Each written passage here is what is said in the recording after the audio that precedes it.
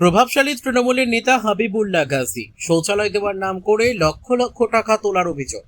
উত্তর 24 পরগনার হিঙ্গলগঞ্জ ব্লকের স্যান্ডেলার বিল গ্রাম পঞ্চায়েতের বাকরা মুজাফফর ক্লাবের সামনে বাড়ি এই হাবিবুল্লাহর পিতা হামিদ গাজী।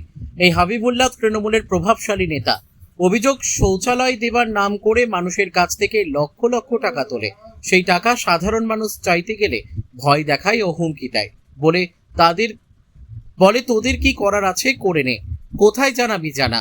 এই হাবিবুল্লাহর বাড়ি কেন্দ্র বাহিনী ও পুলিশ পাহারায় আছে। হাবিবুল্লাহ পলাতক ও বাড়ির সবাই পলাতক। গ্রামবাসীরা তার বাড়ির সামনে বিক্ষোভ করলেন লিখিত নিয়ে তার গ্রেপ্তারের জন্য। হিঙ্গলগঞ্জ থানায় হাবিবুল্লাহর গ্রেপ্তারের জন্য লিখিত অভিযোগ করলেন গ্রামবাসীরা। এই বিষয় তদন্ত করছে হিঙ্গলগঞ্জ থানার পুলিশ। বসিরহাট থেকে প্রদীপ সরকারের রিপোর্ট, বিগ নিউজ বাংলা। কি বলবেন? তাহলে দেখুন, আমাদের সরকার কার্যকর্তারা এমনি অভিযোগ করে না যে তৃণমূল বাহিনী শৌচালয়ও খেয়ে যায়। তাই তো এই এখানে 100 থেকে 150 শৌচালয় খেয়ে গেছে। তার বাড়িতে এই দুর্নীতি যদি তার থাকে, সরকারি মানে যে প্রকল্প, সেই প্রকল্পই খেয়ে গেছে, শৌচালয় প্রকল্প, তাহলে ওর ঘরে ইলিগাল মাল থাকবে না কি গ্যারান্টি আছে? আমার মনে হয় যে কোর্টে ওনারা একটা শাসন বার করছে, শাসন আসার সাথে সাথে করবে।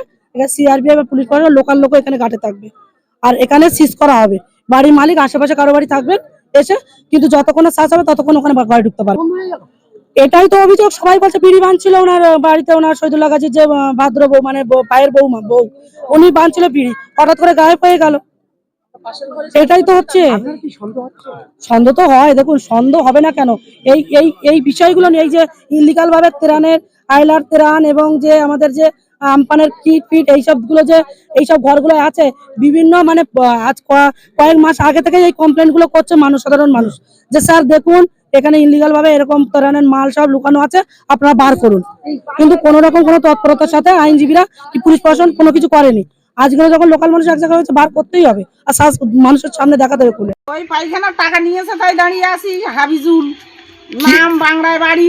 কি বলে টাকা নিয়েছে? ওই পায়খানা দেবো, আমি কন্ট্রাক্টরের কাজ করি, তাই 2000, 4000, 5000 এরকম সব আমাদের গ্রামের থেকে টাকা তুলেছে। কত লোকের কাছে? ও বহু লোকের কাছ থেকে তুলেছে, আমার অত জানি না। এই আমরা যে কজন আইছি, আরো আসতে পেছনে শুনলাম নিয়ে এসে দেখলাম থানায় অভিযোগই করবো বলে এসছি। তো কেন তার গ্রেপ্তার আছে? হ্যাঁ, গ্রেপ্তার মানে তার বাড়ি তালা মারা, কেউ নেই তো, দেখছি বাড়ি ছাড়া হয়ে গেছে। আমাদের ডেটের পর ডেট দিচ্ছে, টাকা হুমকি দেখাইছে। হুমকি, কি করার আছে করে নাও। আপনার নাম? আমার নাম নমিতা মিধা। কোথায় বাড়ি? 1 নম্বর আমবাড়িয়া।